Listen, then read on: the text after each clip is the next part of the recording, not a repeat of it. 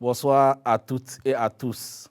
Bienvenue dans votre émission Asson Africa TV Show. Je suis Abdoubaki Boukari, producteur et présentateur de cette émission qui donne la voix aux étoiles montantes de l'Afrique de partager leurs histoires, leurs défis, leurs réussites ainsi que leurs objectifs pour l'avenir. Aujourd'hui, nous recevons dans le studio de Bronzenet La Centrale M. Gérard Diadé, qui est originaire du Togo et auteur de plusieurs recueils de nouvelles et récemment le roman À l'hôtel du Sacré. Et nous allons parler de ce roman dans la première partie de notre entretien. Ensuite, nous parlerons de la rentrée scolaire 2024-2025 au Togo et finir par l'élection de Donald Trump comme 47e président des États-Unis d'Amérique. Monsieur Gérard, comme je l'ai mentionné dans mon introduction, tu es auteur de plusieurs recueils de nouvelles et tout récemment, tu as écrit un roman, À l'hôtel du Sacré. Bon, avant de parler de ce roman, j'aimerais que vous vous présentiez à nos téléspectateurs qui ne vous connaissent pas. Ok. Merci pour une fois encore de m'avoir invité. Pour ceux qui me connaissent et ceux qui ne me connaissent, n'est-ce pas? Je suis togolais d'origine. Je vis aux États-Unis, ça fait quelques années déjà.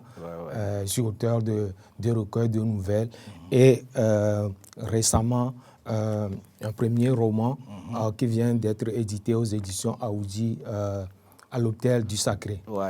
That's very good. C'est bien, c'est très bien. Ok, on vous connaît comme auteur de nouvelles. Pourquoi avez-vous décidé de changer de genre? À cette question, je dirais que je me suis préparé, quand j'ai commencé par écrire, je me suis préparé avec les nouvelles. Voilà, la nouvelle, c'est un genre bref, un genre moins élaboré. Donc, pour pouvoir attaquer le roman, je me suis préparé, je me suis préparé à affronter le genre plus profond, le roman qui est aussi un genre ambitieux. La façon dont on écrit un roman, ce n'est pas de la même façon qu'on écrit une nouvelle.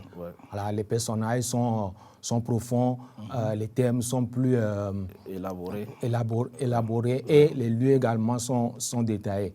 Voilà, donc je me suis... j'ai peaufiné mon talent grâce à l'écriture de la nouvelle. Voilà. Je comprends. Là, c'est bien. Là, c'est bien. Je vais aller à ton école aussi. Là, c'est bien. OK. Et pourquoi ces titres À l'hôtel du Sacré? À l'hôtel du Sacré, c'est en fait un titre métaphorique. Voilà. C'est une invite en fait que je donne au lecteur à entrer dans mon monde sacré. Donc, le gospel étant un genre sacré, un genre à émotion spirituelle, à travers ce roman, en fait, je donne ma définition personnelle du gospel. Donc, c'est en fait une invite que je donne au lecteur à venir obtenir la définition en fait, que je donne au gospel, à venir entrer dans mon monde spirituel. Donc, à travers la lecture de ce roman, le lecteur peut percevoir ma définition, la définition que je donne aux gens sacrés et à émotions spirituelles que nous appelons le gospel. Ok, là c'est bien. Bon, vous venez de lâcher le mot pour parler du gospel. Comment définissez-vous donc la musique gospel ou le gospel?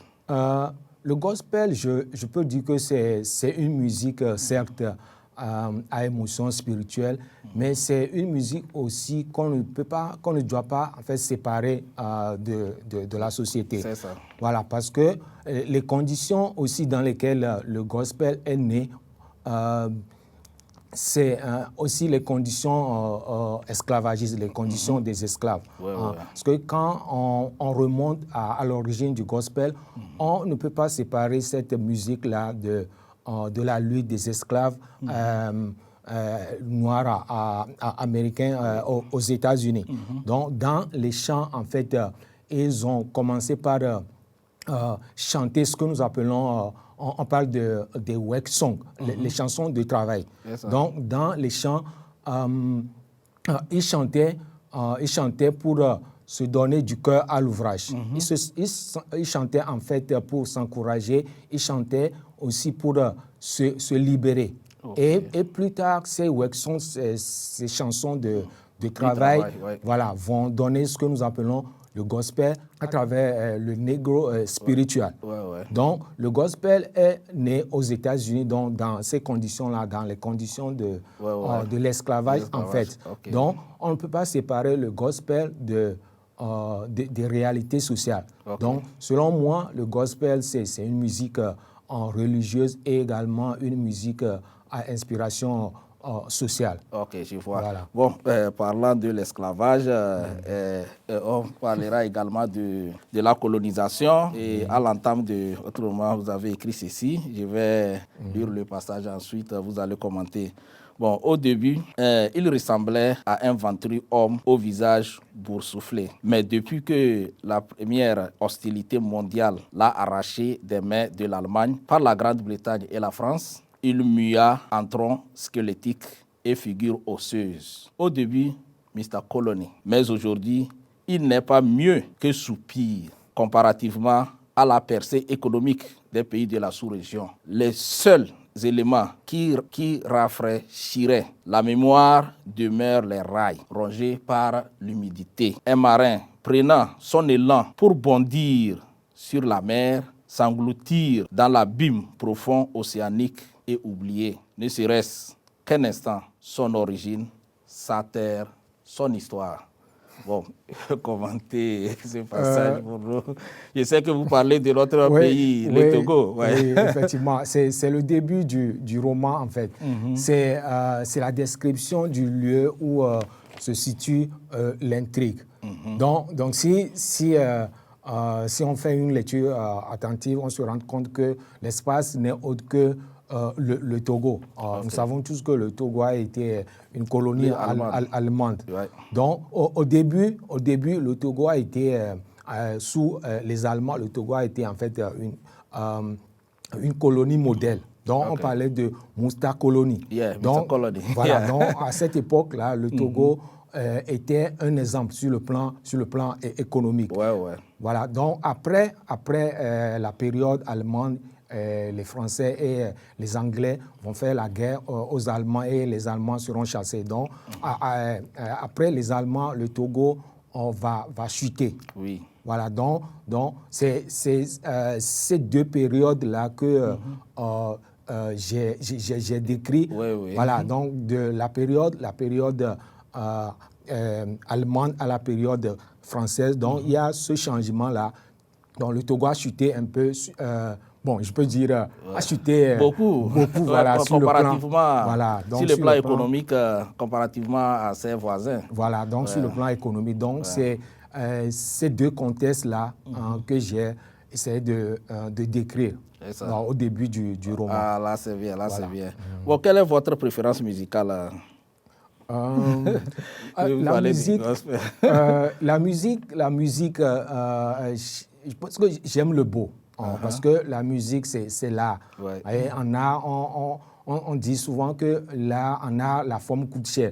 Donc, moi, j'aime toutes sortes de musique qui sonnent bien. Et bon, cela ne veut pas dire que j'exclus le contenu. Il y a quand même le contenu qui est important. Mais la forme aussi est très importante. Oui. Donc, j'aime le gospel, j'aime toutes sortes de musique. Essentiel que ça sonne bien et également que le contenu aussi m'interpelle. Voilà, surtout, il faut véhiculer les messages de notre société. Ok, votre personnage principal, au début, fervente chrétienne, va relâcher à un mois après son entrée dans le monde musical. Pourquoi ce relâchement? Je crois que ce qu'on fait dans la vie, le travail qu'on fait, l'art qu'on pratique, arrive à un certain moment par nous influencer. C'est ça. Donc, si on lit ce roman, on va constater que Nina, au début, fervente chrétienne, lorsqu'elle va entrer dans le monde de la musique et en côtoyant ses maîtres de chant, les gens qui vont l'aider à devenir artiste, elle va changer de comportement. Sa façon de se comporter va va changer. Oui. Donc cela veut dire que nous sommes influencés, qu'on le dise ou non, nous sommes influencés par notre entourage, nous sommes influencés par ce que nous faisons. L'art que nous pratiquons, nous sommes influencés par tout cela. Okay. Donc, elle sera influencée par ses maîtres de chant. Parfois même, elle va faire des relations qui ne l'honoreraient pas, en fait. Donc, elle va même sortir avec son destinateur et tout. Donc, tout cela suggère que tout ce que nous faisons, même le travail que nous faisons, moi j'ai l'habitude de dire même que le travail que nous faisons, en fait, nous ne travaillons pas. Au début, nous travaillons, mais arrivé à un certain moment, le travail que nous faisons ou notre métier nous travaille, en fait, notre métier nous dresse. Voilà, donc elle sera influencée par cet environnement-là, ce changement de contexte. C'est ça. Voilà. Ok, là c'est bien. Ok, bon, pourquoi choisir, pourquoi vous avez choisi le nom Nina dans un roman qui traite du sacré? Oui, Nina ici, si on fait en fait ce qu'on appelle en littérature, si on fait l'onomastique de ce nom, si on fait une lecture de ce nom, si on fait une lecture de ce nom, si on cherche une signification de ce nom, c'est un nom en fait qui est social, qui n'a pas une définition religieuse ou spirituelle. Donc, à travers ce personnage-là, je voudrais mettre un peu l'accent sur le sacré et le mondain. Voilà. Donc, Nina étant artiste gospel, normalement, elle devait porter un nom religieux. Maintenant, elle porte un nom qui est un nom social. Cela veut dire que il y a quand même une sorte de désacralisation en fait du sacré. Voilà, donc c'est sur cet aspect-là que je voudrais mettre l'allusion. Donc, au début, fervente chrétienne, elle va entrer dans le monde, elle va changer sa façon de faire et tout. C'est la dérouter. Voilà, donc c'est ce changement-là que j'ai... C'est sur ce changement-là que j'ai mis l'accent en choisissant ce nom. Nina. Voilà, le nom de ce personnage, Nina. Actuellement, nous allons prendre une pause. Quand nous allons revenir, on va continuer le développement. Okay. C'est l'heure de la pub. You're not going to get it all right. Just make sure you nail the big stuff. Mama!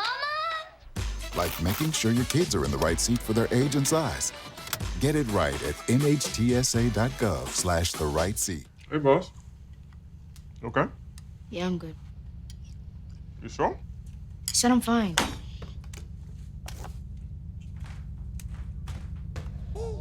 Since I was little, it was only like me and my parents. You think you created family out of characters? Yeah, of course. I'm gonna take that, make it into a song.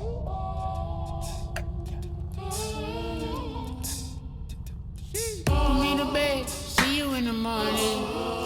With the frosted Superman, but it wasn't on it. And we lost it. In my head, in my head, in my head. Where you at on the way out? In my head, in my head, in my head. Hey, son. Hey, Pop. You can talk to me. It's been really, really hard for me. Ok, nous sommes de retour.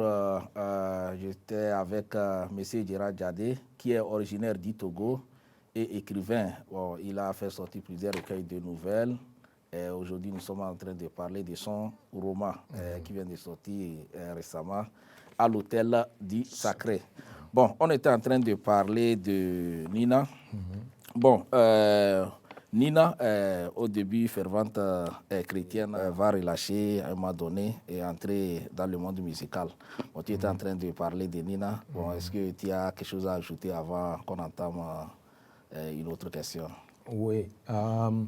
Nina, en fait, je peux dire aussi que Nina représente ces différents ou ces types d'humains que nous considérons comme des modèles sur le plan religieux. Par exemple, les prophètes, les pasteurs, les chanteurs, nous considérons ces gens comme en fait des modèles spirituels.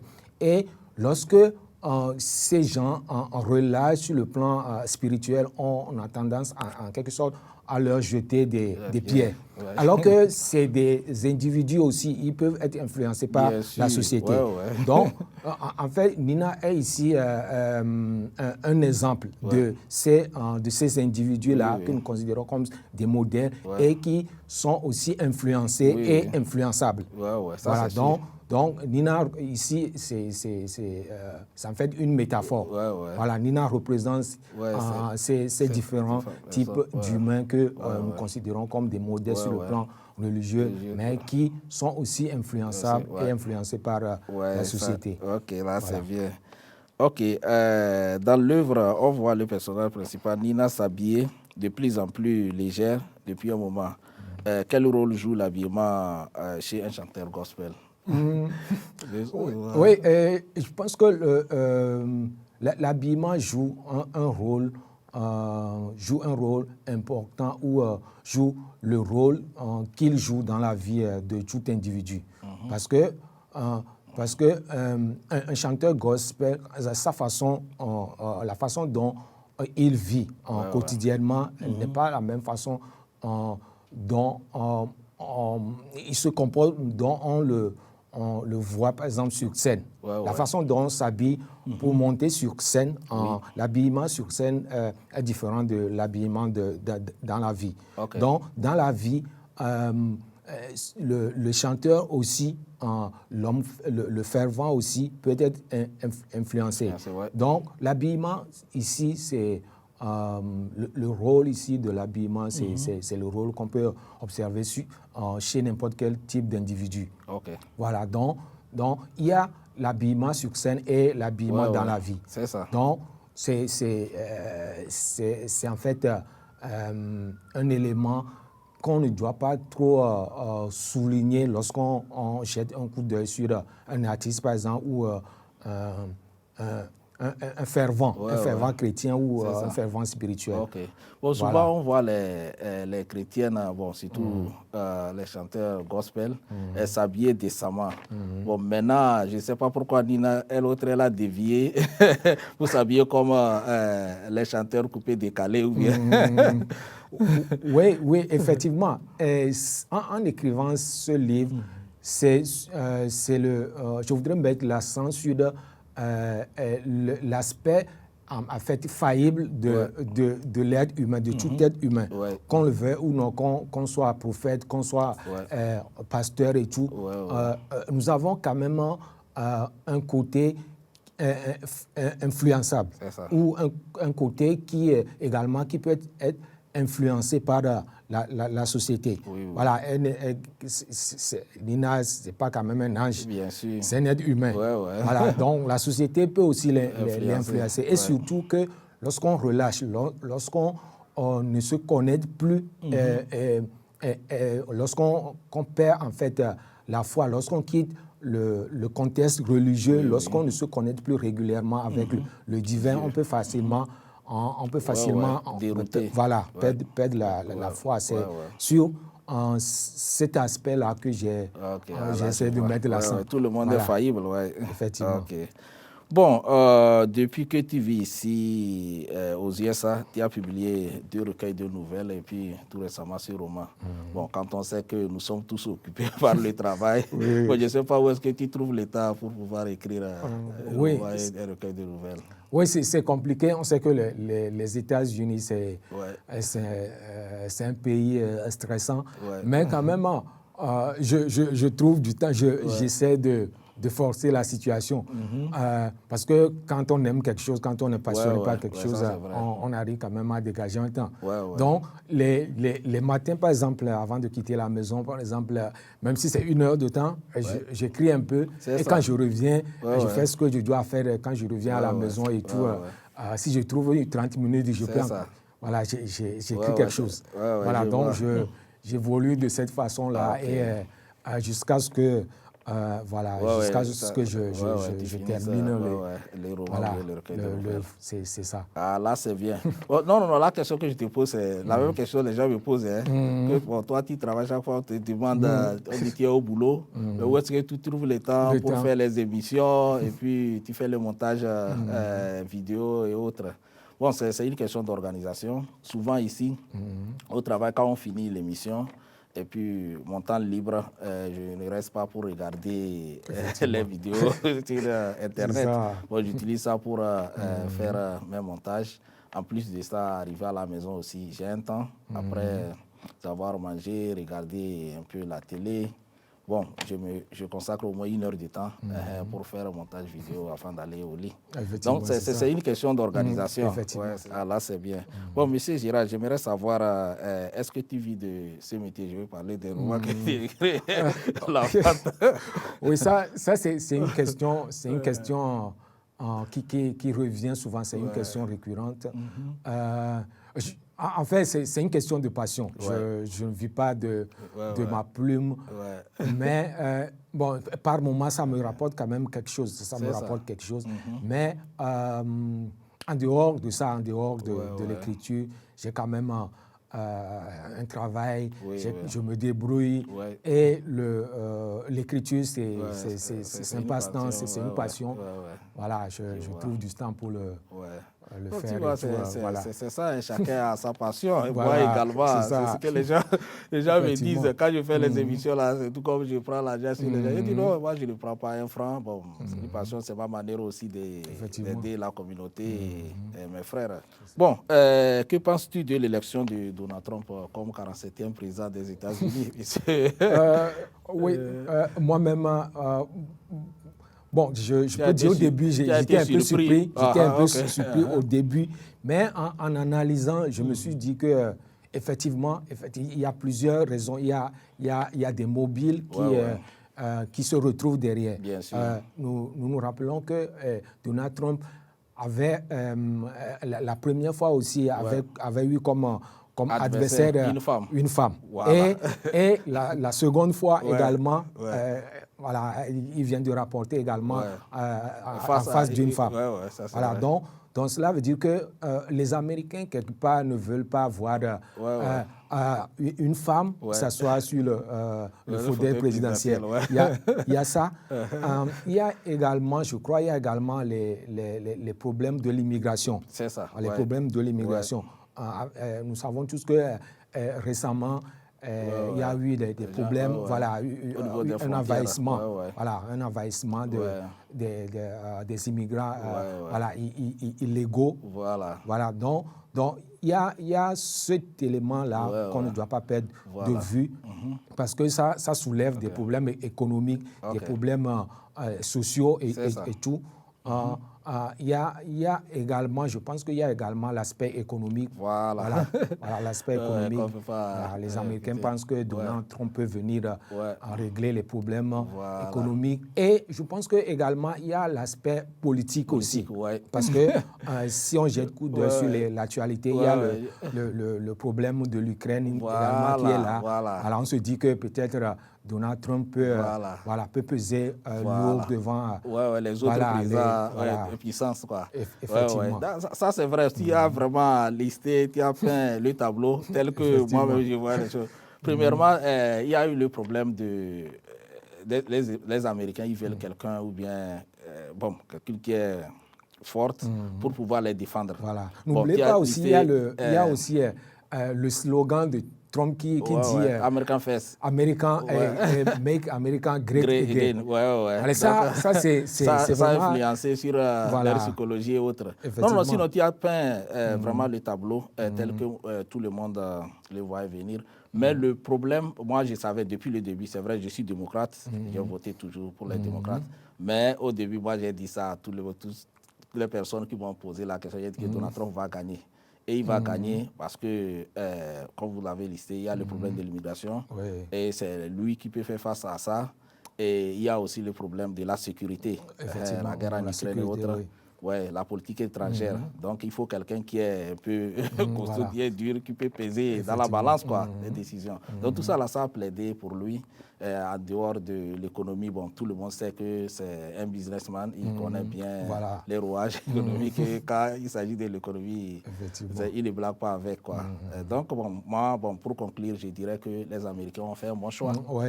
Donc, quand les gens se plaignent de l'autre côté, que oh non, il va faire ci, il va faire ça. Bon, c'est leur pays. Nous, on est ici, effectivement, c'est leur si pays. nous-mêmes, on pouvait faire la même chose, si on pouvait faire la même chose chez nous aussi, la manière dont on bombe les torses et puis les muscles pour parler des États-Unis, si on parlait de notre pays, si on se battait pour au moins redresser sur le plan économique, chacun apporte sa contribution, je pense que les lignes vont bouger en Afrique.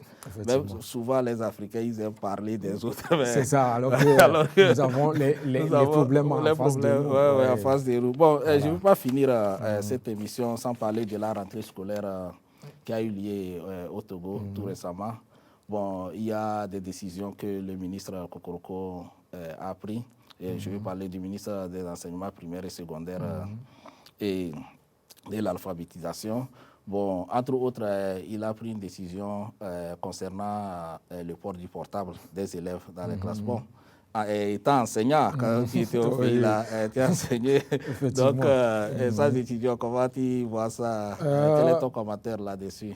Oui, bon, on ne peut pas quand même dire que l'usage du portable en milieu scolaire n'a pas un impact négatif sur le déroulement. C'est vrai parce que les élèves qui gardent leur téléphone, par exemple, dans les classes, sont tentés de les manipuler. C'est ça. Il y a voilà, donc, mais je pense que on peut quand même à un moment leur tolérer quand même l'accès à ça, peut-être pour les recherches. Voilà, pour les recherches. Pour ceux qui sont dans les classes d'examen, je parlais de la première et la terminale. Voilà, ok, bon, on me fait signe que notre temps est fini. Bon, vous avez 30 secondes pour votre mot de fin. Ok. Je vous remercie beaucoup de m'avoir invité pour une fois. J'espère vous retrouver pour une autre fois. Et j'invite également les uns et les autres à lire ce livre qui traite de la spiritualité et de la musique. Où est-ce qu'on peut trouver ça? C'est aux éditions Aoudi à Lomé, mais bientôt c'est sur Amazon. Ok, d'accord. Voilà. D'accord. Ah, là, c'est bien. Ok. Je vous remercie de l'attention que vous portez à notre émission. Vous pouvez la suivre sur la chaîne BronzeNet 69 Optimum et 2135 Fayos chaque jeudi à partir de 21h, heure de New York, bien sûr. Aussi, je remercie toutes celles et tous ceux qui se sont abonnés à la chaîne YouTube de Asson Africa TV Show et sa page Facebook. Et demande humblement à ceux qui ne l'ont pas encore fait de le faire. C'est votre manière de nous supporter. Je remercie également mes collègues Joe et Williams qui m'ont aidé à produire cette émission. Bye bye et à la prochaine.